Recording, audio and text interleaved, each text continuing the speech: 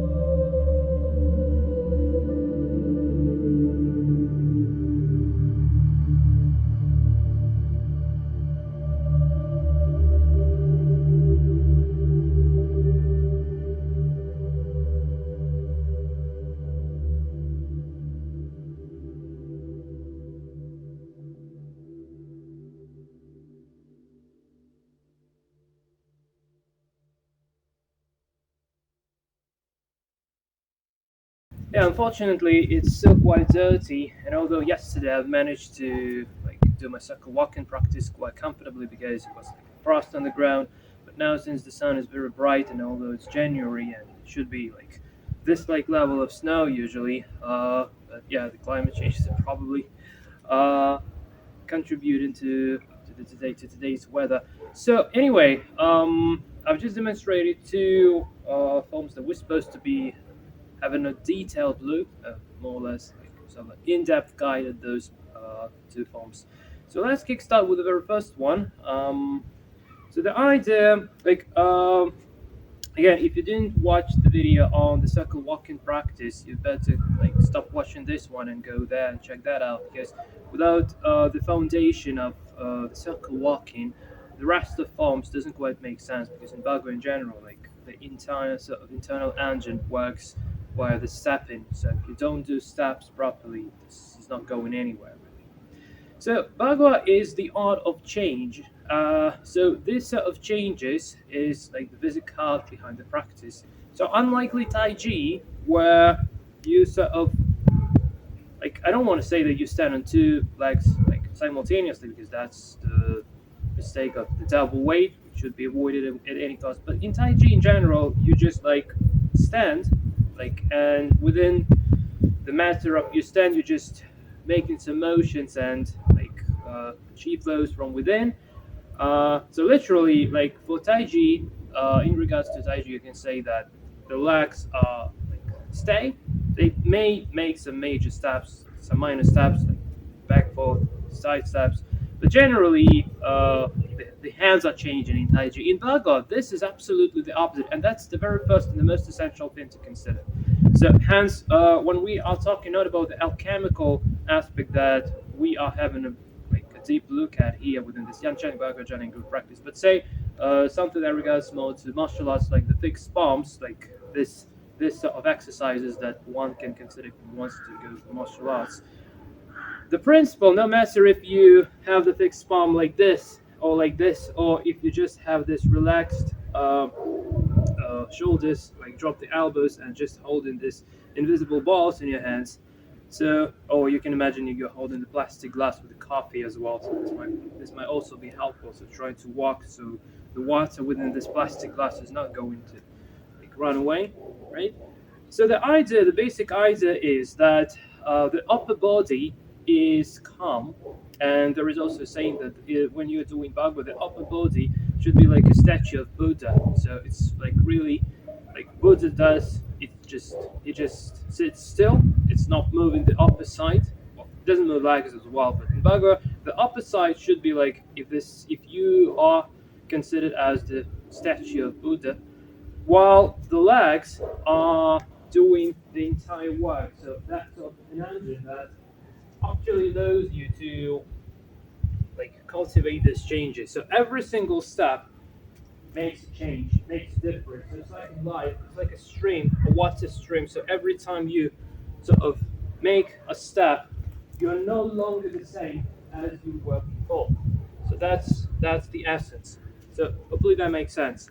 And in order to emphasize this even more, we are not starting with both stepping and moving the hands somehow. Although it's not really about moving the hands, but different principles. But anyway, so we start with emphasizing the very basics behind the most essential principle of Bago, which is the changes. So if you don't have changes, this cannot be treated as baguazhang practice. So in order to make this practice being exactly baguazhang and not like some random physical exercise, you really need to make sure that the changes are occurring. And like obviously it takes years to make it sort of working internally, but from the if you have this the very first lesson of baguazhang in your life, so the very first thing to consider is you just need to have the fixed upper body with a sort of a fixed either palm or this cannot be treated as palms, this is just like the hand posture, but the upper body should be fixed. And in this case, stepping is beginning to be on the cards. So dynamic legs, So lower body is dynamic, upper body is static. So that's the basic card behind the baguazhang. Now, once that is clear, although it might seem that I just like hold somehow my shoulders and my hands, and I'm just moving. So this is not baguazhang, right? Because you see, like my upper body is tensed, and there is no motion within my upper body if I walk like this. So the idea of what happens internally within my upper body to make it possible for legs to step properly, which has been described in a separate video again, so just better check that out if you didn't do this yet. But what is even more important, that seemingly static structure within the upper body, internally it's not really static, and there is a sort of a pulse that goes like from the top of the head and down to the dantian and to legs as well. So every step I sort of relax the shoulders, drop in the elbows, and I concentrate my attention at the fingertips, so that is if I have been holding this like invisible balls, or like this plastic glass of water, so with a coffee in it, to make sure that the coffee remains there while I'm walking. So if you're just tense and you're just trying to like go from the upside, this is not going to work. The coffee will run away, so it's not working really. So like there is a certain internal motion which is incredibly hard to explain, and really takes years of practice to actually feel that, and even more years to make use of it, to start having some benefit of it. But just again, just to bear in mind something that should have happened one day. So you won't be able to do this just like right over the very first lesson, but you just need to bear that in mind, that one day, like it took me around 10 years to feel this, to get to this. So that's why the internal practices are really taking long to master, really long to master, and still you don't quite master them. So both shoulders should relax, and if you relax the shoulders, you see like my elbows get released as well, and then I'm just sort of dropping the elbows, which means that within my elbows, if this is the point where the vector is starting, so the vector goes from here and arrow points down there. So here and here the same. So two vectors from the shoulders are going down. So drop it, like relaxing the shoulders. By relaxation, I mean like shoulders should be like, it can go left, like outer one, like outer side, inner side, slightly a bit forward, backward, up, down, and eventually it just like takes all the space. So it just starts being smooth and round and sphered. So it's like a big sphere. So when you have shoulders like this, you don't quite have space in your shoulders.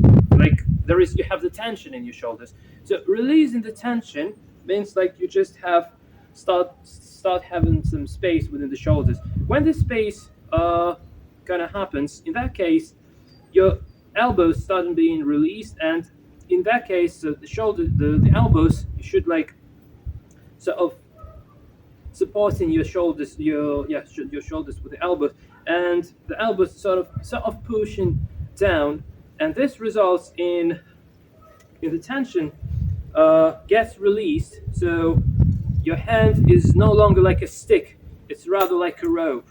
So the rope, it's like just like a rope. It's not like a stick, right? So you need to get rid of sticks and turn it into the rope. But on the other hand, it can't be that like, this is not relaxation. This is the tension with the reversed sign. So this is like minus tension. So this is plus tension.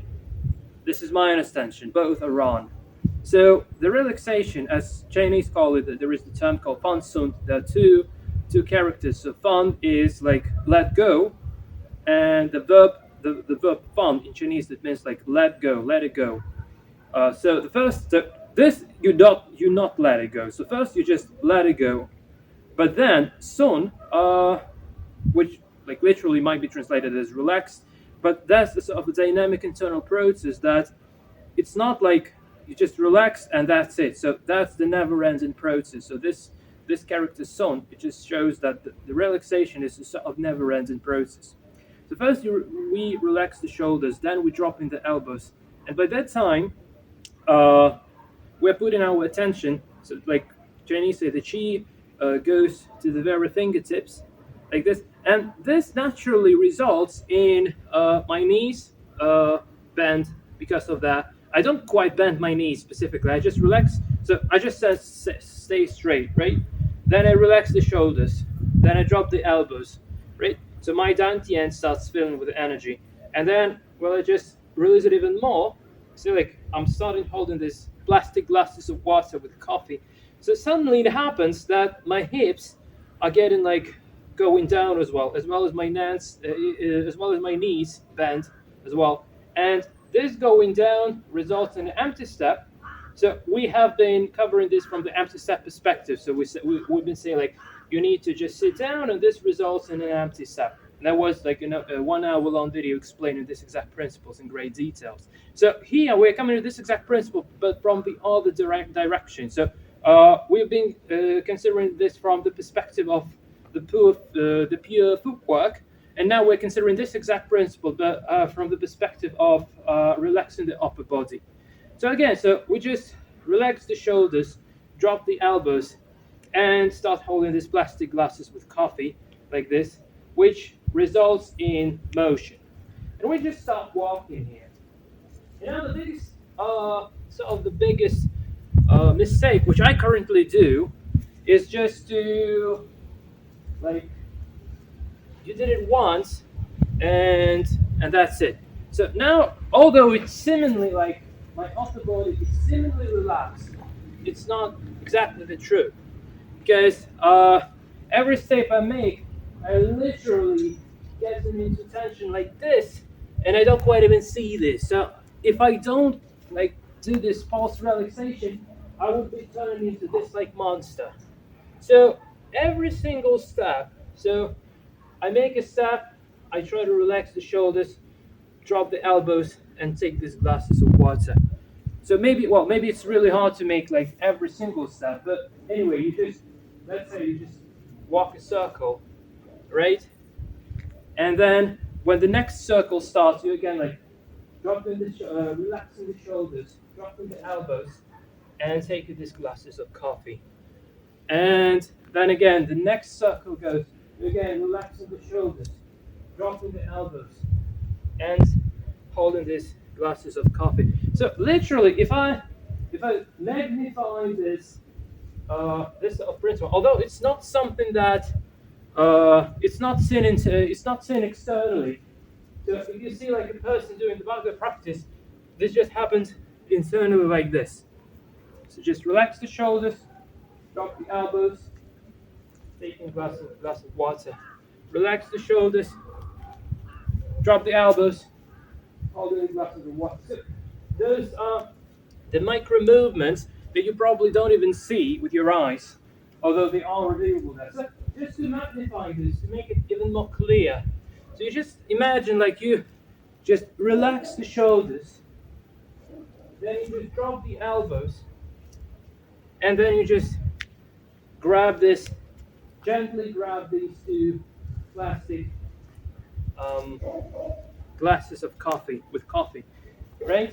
And then again, just relax the shoulders, drop the elbows, and you take these glasses, right? And then you just walk a few steps to make sure that like relaxation is going. Then again, you just relax the shoulders, drop the elbows, and you take this glasses of water. When you are so comfortable with doing this externally, you can then just keep bearing this in mind and just keep doing this internally. And when you feel this good enough, you don't quite need to do this particular motions. So there are no such motions in this particular form set. So you just relax, and then internally you just relax the shoulders, drop the elbows, and hold these sort of glasses of water. Then you go the opposite side, and you go exactly the same thing. Just relax the shoulders, drop the elbows, take the glasses of coffee. Eventually, these three actions, so shoulders, elbows, and glasses of water or coffee, so it eventually leads you like this leads to the process which Chinese call lowering the qi. So qi, like life energy. So you may not have any idea what the qi is, But if you do this particular method to, again, relax the shoulders, drop down the elbows, like take this glasses of coffee, glasses of coffee with coffee. So eventually the resulting vector, the resulting power, it goes like downwards, and although your legs might not get changed after, but generally, eventually, you sort of feel that as if you've been walking like very, very low. So as if you've been walking, I can't say that low, but it really feels like first you're just walking like above the earth, which is wrong. So then you're just starting like, so here I'm walking in my head. So I'm not walking, my head is walking, right?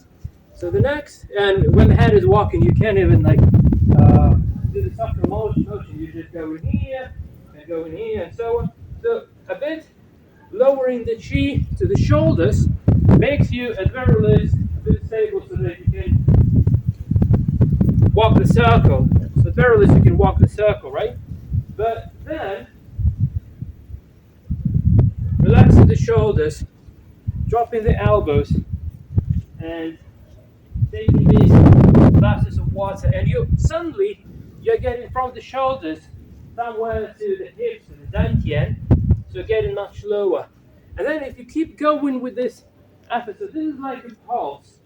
So it's really like a pulse. So every single step, like it feels like you're going down the stairs.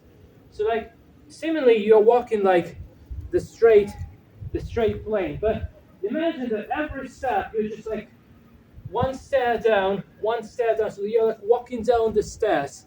And it's really like really going down. Another internal feeling to familiarize yourself with this.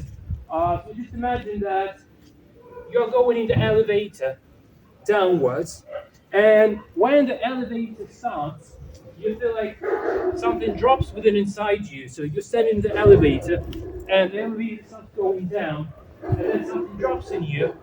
And by the time the elevator is moving down, you're sort of falling of some sort.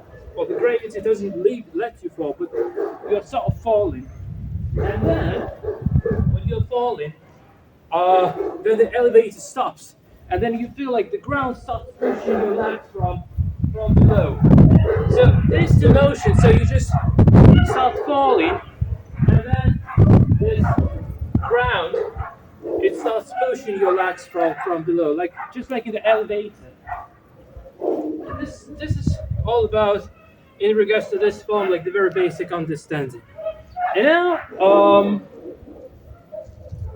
when the first form is sort of clear, we need to make sure that no matter how the upper body is moving, we still have our chi being lowered, which practically gives us an opportunity to walk the circle no matter the hand movement. So hand might be moving like whatever they want, any forms, but if you have the lower chi, if you have lowered your chi, this would let you go in like the circle, doing the circle walking on and walk. That's really important.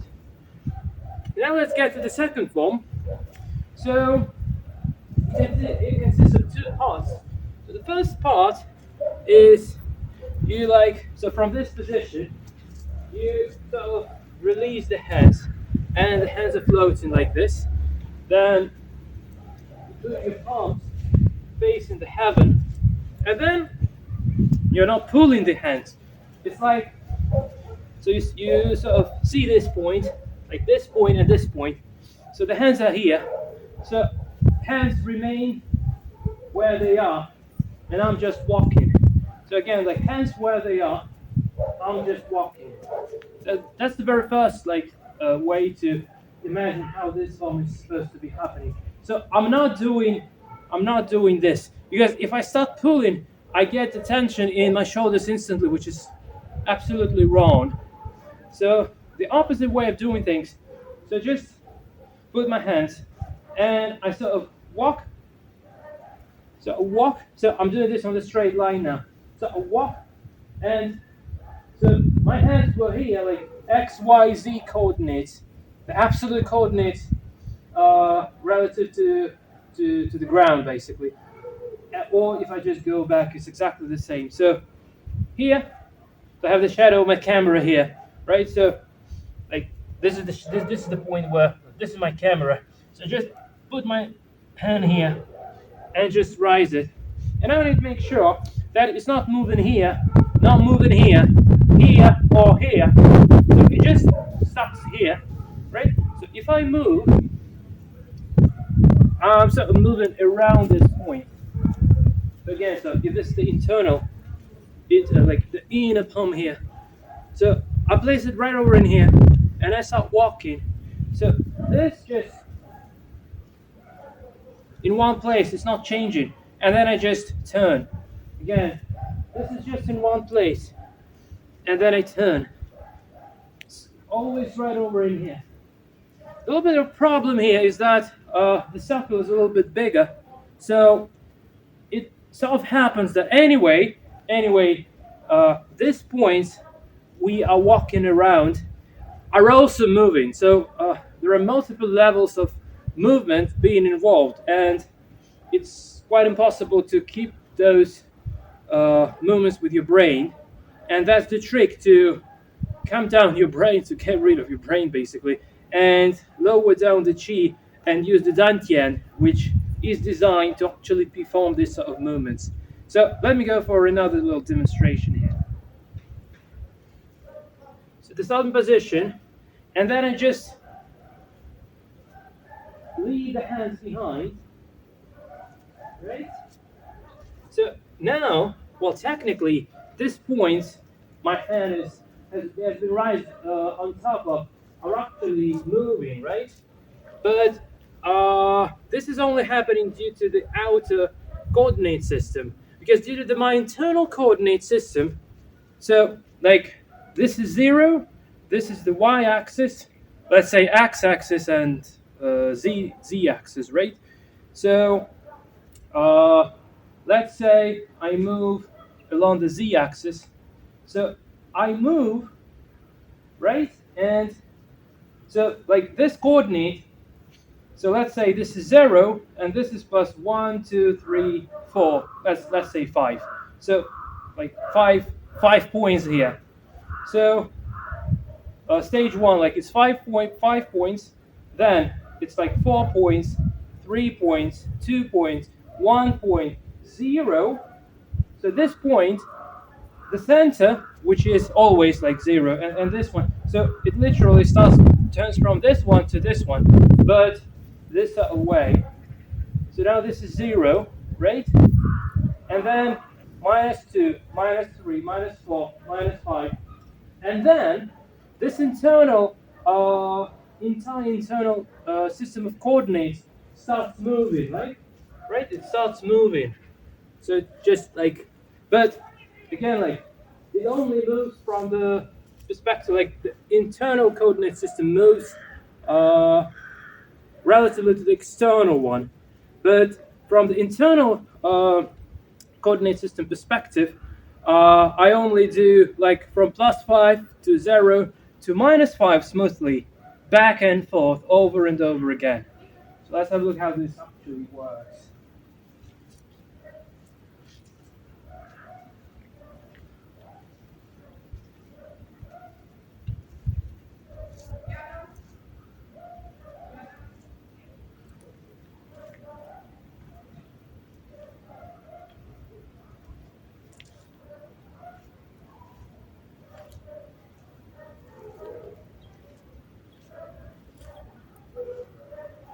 Well, but obviously this might be a little bit too difficult to understand first, and it probably involves a bit too much of mental activity, which is quite opposite to the ultimate goal behind the Qigong, which is to minimize this mental activity. Not to minimize the mental activity, but not to use your brain, but to use your sensor instead to perform movements, because it's much cheaper and way more efficient to perform movements using this mechanism of sensor known as dantian, because again, it's just designed to make movements.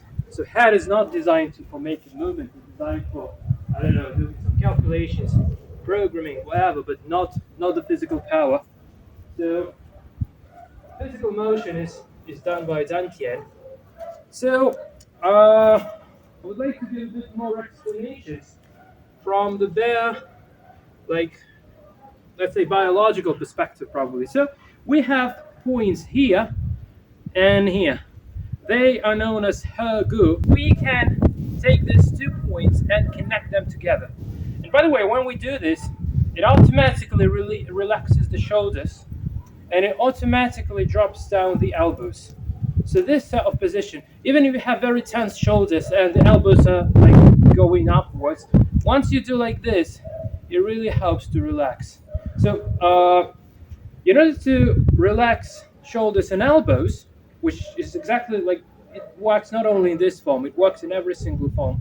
So in order to relax the shoulders and elbows, what do you need to do? So you have tension here, which means you have a support here. So tension here, support here. So if you just drop away the support, you just fall down. This is not going to work. So we need to move this point of tension from here to somewhere else. So literally concentrating our energy not in our shoulders because it's really inefficient, but instead trying to concentrate our energy somewhere else. Hence the form. So for instance, let's say I'm tense like this, but I'm connecting my hagu points, and suddenly the tension goes from the shoulders through the elbows to this point, through the shoulder, through the elbow to this point, and it starts being like this. And we have sort of two positions. So in front of you, right? This would be like this. And also another one is backwards like this. So not like this, not like this, not like this. And in this case, so normally if we try to put the hand from behind, and that's what police does when it just does like this to you. So why this works for police? Because police makes use of the tension that you have in your shoulders. So it just takes this tension and puts you down face to the mud, right? So that's how it's working. But if you just let this tension off, and if you just like put the point, like the supporting point, so put the tension from here to right over in here. In this case, your shoulder would be really relaxed. And in this case, if you're doing the motion like backwards, instead of doing this, you would end up prolonging your shoulder sort of backwards, so like this. So our shoulder has sort of two modes. So the first and the most common mode for our shoulders is doing something with our hands in front of us. That's the normal, common way of doing things. So like taking the hammer, taking the nail, and then starting like doing this sort of thing, or the screwdriver, and I'm starting to like screwing this guy. And yeah, so the most of things like the hand work, not the hand job. So it's like it's really like happens in front of the shoulders. So all we do, like putting like pressing the buttons on the keyboard when you're programming, for instance. So it happens in front. So in this case, the shoulder is within the mode where it just works like forwards. But there is another mode. If you have ever seen the videos where pianists are playing piano like from behind, from the backwards like this, playing piano, or even with a crossed hand, or probably it's not possible. Anyway, so playing piano from behind. So the problem is, so if you have the tension in your shoulder and you try to do something there, you don't quite feel your fingers at all. So you can't play the piano because you only can feel this tension. But if you want to do something from behind, you need to release the tension. In order to do this, the shoulder should be put in the different mode, in the sort of rear mode. So it just not facing there anymore, but it just starts facing backwards. So when the shoulder, like this is the internal motion, starts looking backwards, and in that case, you can do something from behind, almost exactly the way as you can do this in front, right? So you can do this. So for instance, like playing piano. So the idea is to make it possible so you can feel your fingers and you can do literally whatever. So in order to achieve this, your shoulders should be relaxed. It should be in the sort of rear mode. So it just goes like backwards like this, and through the elbows exactly the same thing. So the matter of relaxation of shoulders can be defined as you can do things easily as in front as from behind as well. So for instance, like playing the piano from in front, playing the piano from the behind. It would be a little bit different, but anyway. So the idea that this should be possible. So this is the idea behind the relaxation. And once this is happening, once this has occurred, so you have relaxed your shoulders and you sort of started making this movement. This is kind of a whole lot of principles we just had a look at. They are not like what they are working on their own, and they also help to improve health and do a whole lot of things. But one of the major things that this leads to, it actually helps you to go from sort of your chest to the lower back and kidneys. So this sort of area here is extremely important because that's the storage of our life energy. So by doing this movement, like the very essence behind the form, so far we've been just considering the mechanics of how this actually works. So, but no, the just essence behind it of why to do this form. So why to do this form? This helps you to put your attention to this area in particular. So going backwards to your like lower back, kidneys. So this area, in Chinese, this is called Min Man. Not quite sure how this is translated. So, like this doors, so literally doors of the internal energy, something like that. So if you're doing this motion backwards, this automatically leads to activating this sort of area. And when you activate this area by properly placing the shoulders in the rear mode, so that you can easily do something from behind. So when you can do something easily from behind, your kidneys are getting activated. So there is another sort of way to how to deal with this form, how to proceed. So you can start with like hugging your kidneys with the elbows like this, right? And then concentrate your attention on the fact that you sort of like kidneys. Concentrate your attention on kidneys. So kidneys are getting a bit like spread. So the space of kidneys gets like stretched a little bit, and it also gets relaxed. It gets stretched, and you're putting things in order in this particular area. So when the hands are in front, no matter they are quite low in the level of dantian, generally with this sort of position, the heart space is working. So this is the heart space, and with this sort of position, the kidney space starts working on the contrary. And these two spaces are extremely important in terms of the science called Taoist alchemy, which is literally all about connecting the energy of water and kidneys, also known as our life energy, and this is also the sort of primordial energy or Tian energy, Tian Qi. Again, I might be pronouncing this horribly wrong.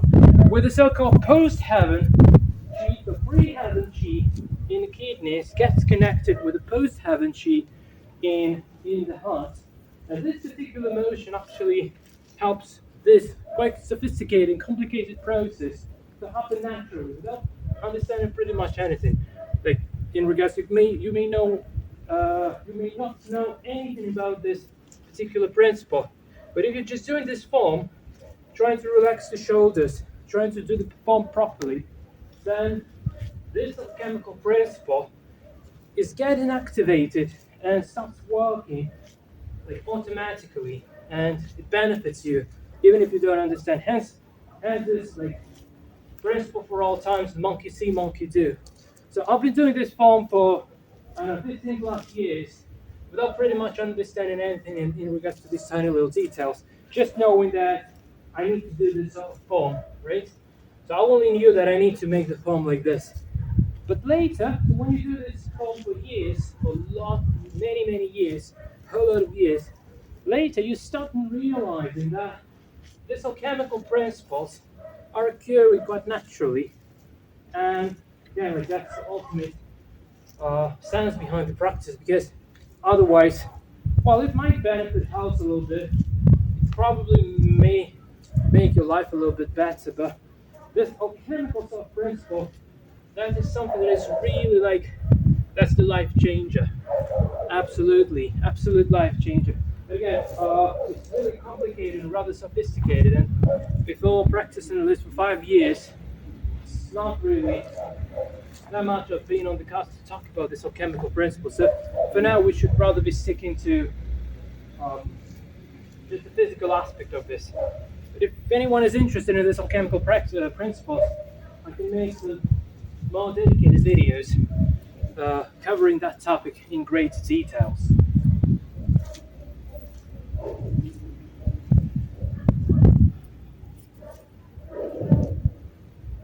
And as always, we just end up our practice by gathering the qi into dantian.